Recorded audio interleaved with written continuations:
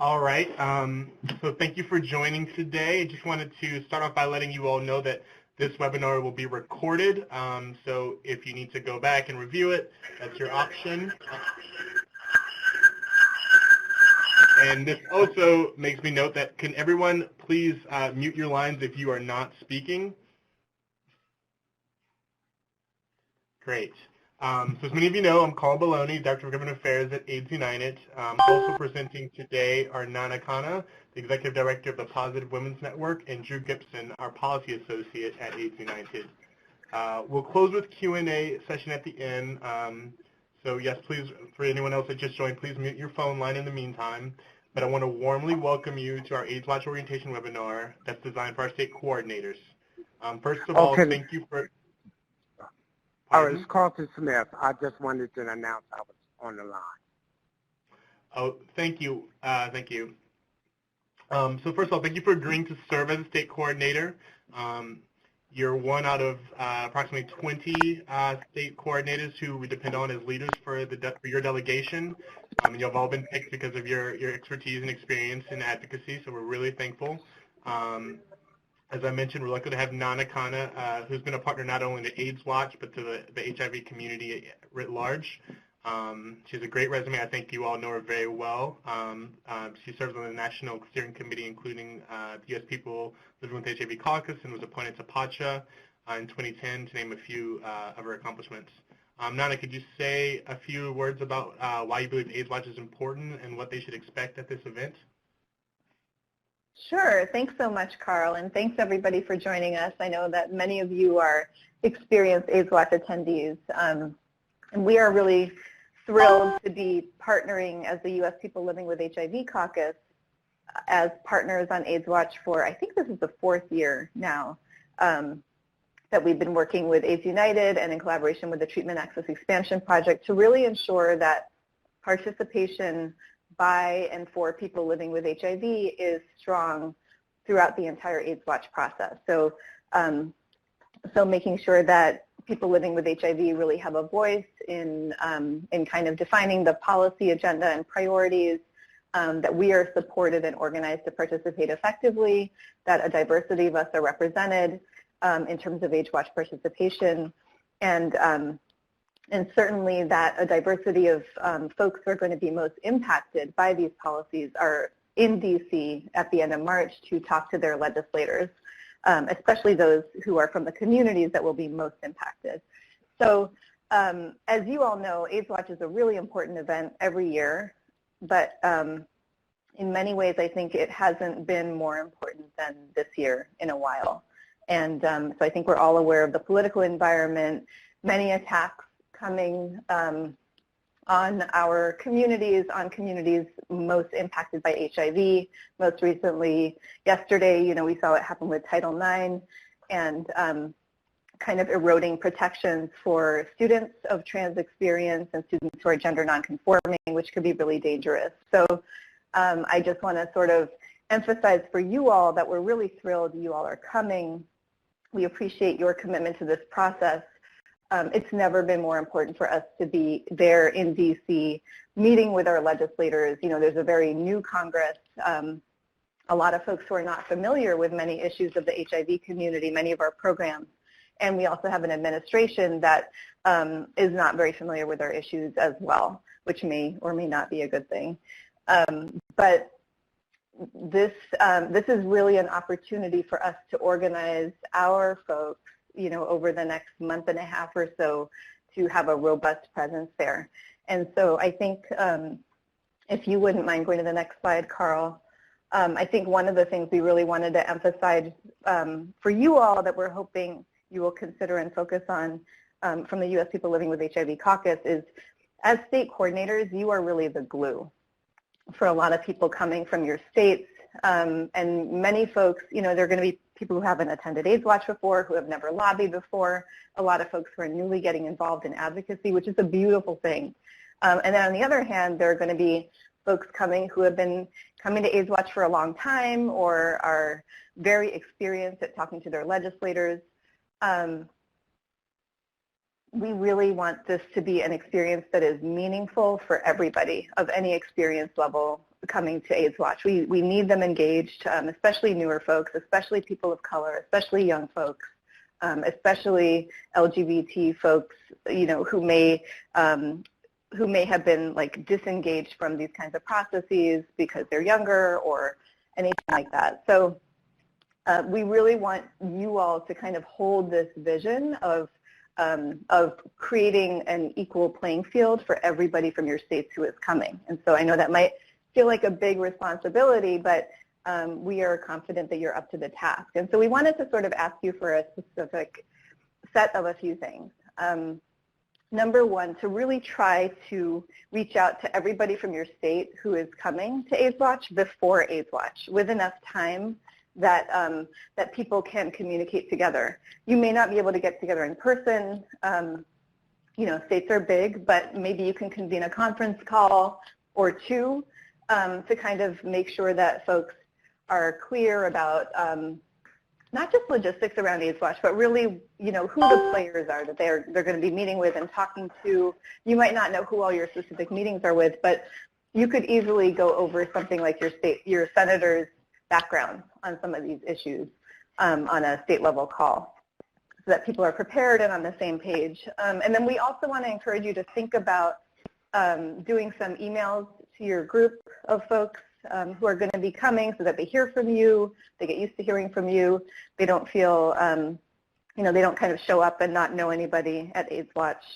And then also, if you know people who are experienced AIDSWatch goers or experienced Hill lobbyers, see if they're willing to be like buddies for newer folks in your delegation so that they could be, preparing for meetings together. It can be intimidating to go and talk to your legislators for the first time. So see if you can organize a buddy system maybe even before you come. Some folks may be traveling across the country for the first time. Some people might be going through TSA, and TSA is not safe for them because they're trans or gender nonconforming. And so having a buddy system, for people who are experienced travelers, experienced conference attendees, and experienced folks talking to their legislators, we think will be really helpful in sort of maximizing everybody's experience. And then in terms of planning, I know that you all will be talking through and kind of planning how your specific visits are going to go and the agendas. But really supporting your delegates so that it's not just the same people who come every year who are doing the talking. How can you get some new folks engaged to speak on particular aspects of the policy agenda? How can you set clear rules and expectations so that somebody doesn't, dominate 10 minutes of the 15-minute meeting time? And then especially how do you do that in a way that really attends to dynamics around power and privilege, people who are younger, people who are people of color, folks living with HIV, people who may not think that they have the type of formal education and formal training or formal professional experience that qualifies them to be talking to their legislators. Really thinking about how you can, as a state coordinator, encourage the group to be a space that supports them to feel like their voice really matters, is meaningful, and work with them to make sure that their voice is effective there. So I guess in closing, I'll just say that, we're honored to be part of this continuing partnership. We're excited to work with you over the next couple of months. There are a few things happening that the caucus will be sort of running at AIDSWatch. So we will be announcing soon a welcome reception for people living with HIV on Sunday evening before AIDSWatch. So keep your eyes out for that. Please spread it around for folks living with HIV who are coming. It's a good networking opportunity. And then we are also trying to pull together a training potentially on Sunday afternoon to give folks a little bit more time to get trained on speaking to their legislators. So we'll keep you posted about those. And I will go ahead and turn it back over to Carl. Thanks so much, everyone. Thank you, Nana. I'll go over some of these basics for any first-time AIDSWatch participants, but I know most of you are very familiar with this. But AIDSWatch is presented by the Elizabeth Taylor AIDS Foundation. Last year's event we're very proud of. It brought nearly 300 advocates from 30 states Puerto Rico, and the District of Columbia to the Capitol. And advocates had over 220 congressional meetings, including 70 of which were member of Congress level, where they told their stories and educated them about the important issues of people living with HIV in the U.S. And collectively, our states represented 92% of the current epidemic. This is an event that members of Congress and staff really look forward to, and it's where they really grow their understanding of the epidemic at the local level, informing their decisions.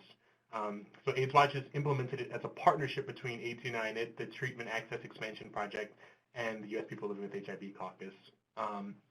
This year we're working with a group called the Raven Group to schedule the congressional meetings. Some of you already have been working closely with Drew to arrange special requests for your meetings, but if you have not and you have certain meetings that you want to make sure that we target, please let Drew know. As state coordinators, your role is to serve as the point of contact, as Nana mentioned, for attendees from your state. And if necessary, we might ask you to take in other states that have a small level of attendance or participation. But this is particularly important on the actual days of AIDSWatch, on March 27th and the 28th, where there may be last-minute schedule changes. Your state attendees will depend upon you for guidance. We encourage you to network, as Nana said, among your state.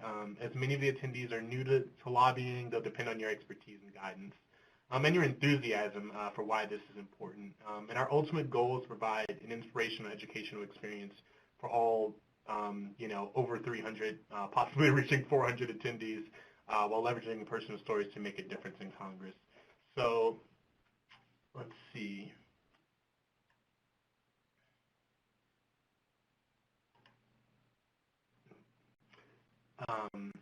So here's a rough schedule of events on Monday and Tuesday. Actually, Sunday as well, as Nana mentioned, the caucus reception that's in the works. Briefly on Monday, there's an all-day training where we provide breakfast and lunch, and networking, what have been known as networking sessions, and an evening reception. I'm really happy about this year's AIDSWatch. In addition to the traditional networking sessions that have been largely community-driven, we have a couple of skill-building sessions that we're planning, but we'll continue to have sessions that focus on the Southern epidemic, that focus on the epidemic among blacks in this country, Latinos, a trans session. This year we're going to have a session for sex workers. That was something that was asked of us last year. Bruce Richmond will do a section on the prevention access campaigns work on U equals U. HRC is going to lead a session on youth. And then we're going to have skills building sessions on making your own local AIDSWatch at the state level, on advocating with your medical provider, and on so state level advocating with your provider, and shaping your story for effective advocacy. I'm really excited about those new opportunities.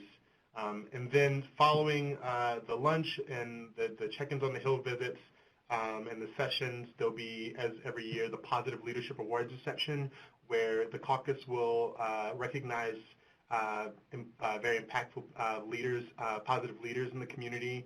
The Elizabeth Taylor AIDS Foundation will recognize 2 members of Congress. This year they're honoring Senator Coons from Delaware and Representative Eliana Ross-Lathan, the House Republican co-chair of the HIV caucus. And we're also partnering this year with MTV for a screening of the show Sugar, which is a show that focuses on sexual and reproductive health. They're still working on some of the details on that, but that'll be announced. And then Tuesday, we'll start up the day on the Hill with a big group gathering before going to Hill visits. And we'll announce a drop-in center that the Raven Group will have staffed to field questions and concerns throughout the day. So we're currently in the process of finalizing and printing the policy briefs, which will help guide the talking points for your legislative visits. So it'll be important once those are sent out for you to share that with your attendees that are from your state. But we really recognize, as Nana mentioned, that this is a really unprecedented opportunity to to make Congress know the importance of reducing the barriers to access, prevention, and treatment, especially as they look to make changes to the Affordable Care Act.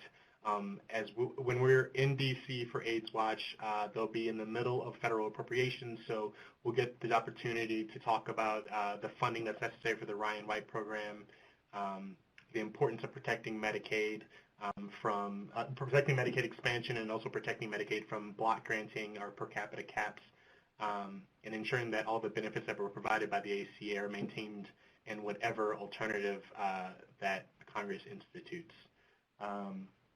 We also will continue to have an ask around comprehensive sex education. This year for the Elizabeth Taylor AIDS Foundation, HIV criminalization is a very important topic that they're focusing on, and that is what they're recognizing Senator Coons for his HIV criminalization work, and as I mentioned, the federal funding response to the HIV epidemic.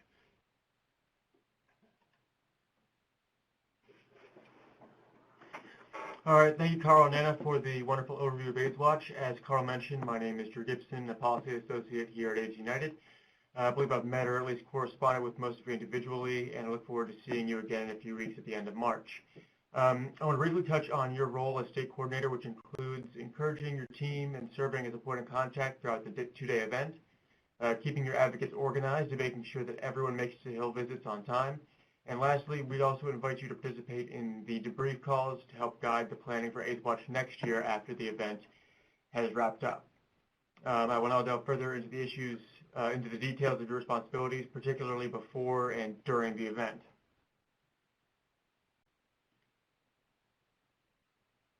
Next week, I will send all of you in separate emails a current list of registrants and a preliminary legislative schedule of meetings for your respective delegation. Please take the opportunity to reach out to your people directly, as Carl mentioned earlier. Introduce yourself, provide your cell number and email address, and perhaps brief them on critical HIV issues as relevant to your state districts. Some of you are already doing this, and we thank you so much for doing this great work.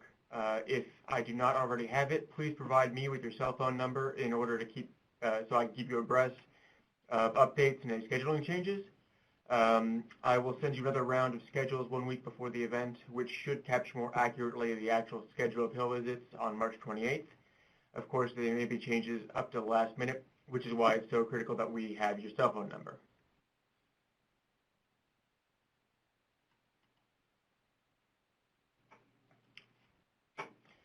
Your role really becomes significant during the AIDSWatch event itself. Again, Monday, March 27th is a full first day of training. Monday's lunch is particularly important because that's the first time you will meet your state delegates in person. For lunch, we will set up round tables for each state, and the tables will remain there all day. As the team captain, you will need to let us know who is checked in and who is missing from your state, and relay that information immediately to the AIDS United planning team and to the folks at the Raven Group. At the state lunch breakout session, please provide your cell phone number and email addresses to your delegation in case they have questions or have issues that come up. Now, please be mindful of your phone throughout the 2 days. Additional tasks at the networking lunch include distributing folders that will serve as leave-behinds for congressional members' offices, organizing the speakers from your group, the order of who's speaking, and what each person will be saying for each legislative meeting, and making sure that everyone gets to Capitol Hill on time for the group photo at the beginning and for Hill visits. Please use the policy briefs that we will hopefully have in about a week as a guide. Now, some states may have more than one team. For example, last year, New York was separated into 4 different teams. And given the size of this year's AIDSWatch, or at least how it's shaping up to be right now, there are probably going to be a lot of divvying up of the larger states in terms of teams. Each team will need to be assigned a leader. And in some ways, you are serving as a cheerleader for your whole state, imparting confidence, especially in the assigned speakers, and answering any questions or concerns people may have. Whether your state has 1 team or 4 teams or more teams, every delegate from your state will meet with the senator's office at one time, not 4 separate times or more. In this case, in especially bigger groups, not everyone may have a chance to speak. Please try to assign 3 to 5 speakers at the Senate meetings and make sure everyone gets equal time to speak. Your participants have made a tremendous effort to come to Washington, D.C. Please express our gratitude and excitement for their contribution. Encourage participants to remain polite and flexible throughout the 2 days, which can be quite long and taxing, but fun nonetheless.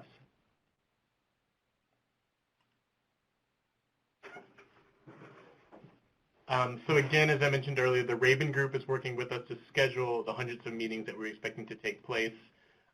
You see before you a list of important instructions for the state coordinators to focus on. I will not go through this exhaustive list, but participants should not attend meetings that are not on their schedules.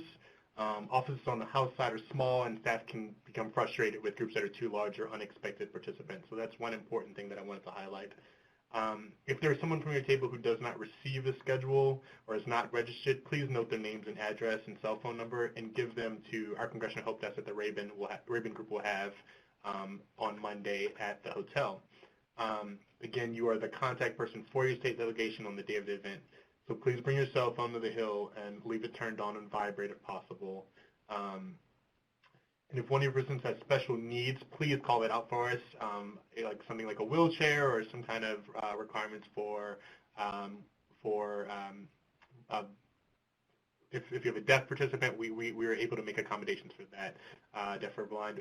We recommend that you ask that person directly if they feel prepared for their schedule, and please let us know if there's anything that we can do to make them more comfortable during the event. Before you see a sample AIDSWatch schedule, this is what you and your participants will receive, something along these lines, so you can familiarize yourselves with it and you can be able to answer any questions for your participants. You'll notice it's divvied by House and Senate, and there is the contact information for the member that you'll be meeting with, as well as their office location. There'll be a map of Capitol Hill there available for them in their packets for those that are not familiar with the area. So thank you. I think we have covered most of the details that we wanted to today. I will say that this AIDSWatch really is shaping up to be certainly the largest that we've had in recent memory, but hopefully the most impactful. So we really are going to depend upon you all for flexibility. We currently have over 300 registrants. That's far ahead of where we were last year at this point. So we expect it to continue to grow. So please bear with us. And also at day of, if there's an influx of day of registrants, we're going to depend on you to help guide them in their experience.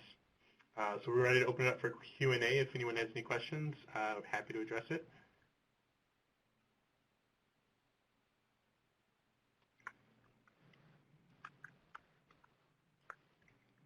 Hi, this is Carlton Smith from Baltimore, Maryland. So will the Maryland contingency have more than just myself as the state coordinator?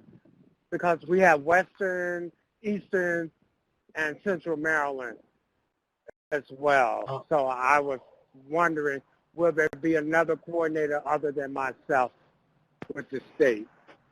So at this point, you are the only person from Maryland. As we mentioned, states like California or New York that send, very large contingents to AIDSWatch are able to accommodate that. We will split the groups up into manageable pieces. I'll also add that in addition to state coordinators, the Raven group will have lobbyists available on site to answer questions and to help you deal with your group. And we'll have Hill guides of local DC advocates that are very familiar with lobbying and with AIDSWatch that will be able to provide support. So you won't be alone, and if you have questions or you need additional support, just reach out to Drew or myself. Okay. Thank you. Sure. Oh, and also one other quick question. So I know that do you have an adjacent hotel that may give off the same rate to spend the night on for your own personal self? So if I come, okay. Yes, we'll have the details in the email. But if you have not registered for AIDSWatch, please go to AIDS United's website and look under AIDSWatch and please register. There will be information regarding the hotel there. But we will, in our follow-up email that will include your registrants from your state, will include the hotel information, a link to the sample agenda, and other details that will be helpful. We'll also include a link to AIDSView, which will help you pull local statistics of HIV in your community that you can help prepare your participants with. So I'm already registered. I just needed to know what's the host hotel, so that I don't feel like traveling back and forth from DC to Baltimore, even though I have some friends, but I just wanted to make sure I could get a hotel accommodation. No problem. No problem. Just stand by for details. Okay, thank you.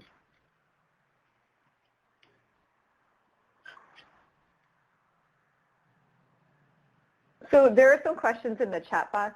I don't know if you saw them. So one is, when will the policy sheets be available for distribution?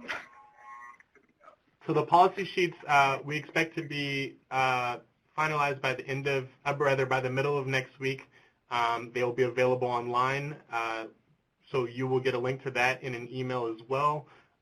You will get physical copies in person at AIDSWatch. Great. Okay. And then I think Vanita had a question also about folders for Texas.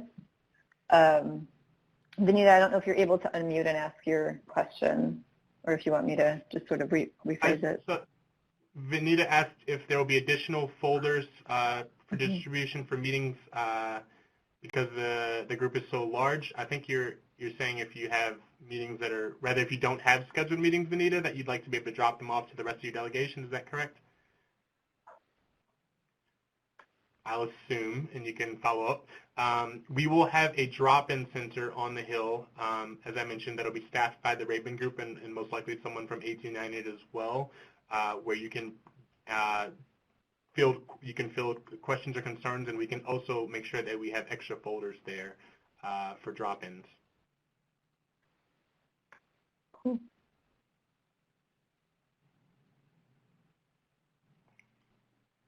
I saw that Ernest asked a question about HIV criminalization. I understand in light of the environment that our main focus is protecting what we have, protecting the Ryan White program, protecting the provisions that have been so impactful for people with HIV in the ACA. But as Tammy mentioned, criminalization is a top priority for Elizabeth Taylor AIDS Foundation, our main sponsor. So that is a part of it. And so we will continue to educate legislators on it.